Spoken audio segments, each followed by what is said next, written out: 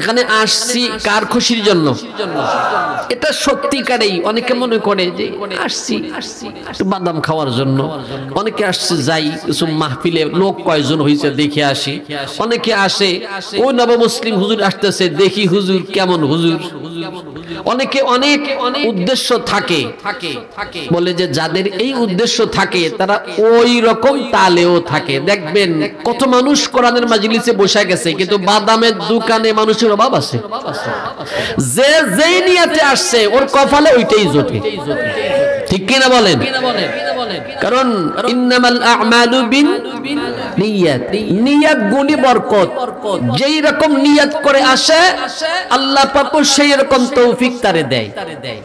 অনেকে বলে যে আল্লাহ পাক আমাদেরকে শাস্তি দিবে কেন? কারণ আল্লাহই তো সব করে। বলে বান্দার থাকে চেষ্টা আর তৌফিক দেওয়ার মালিক কে?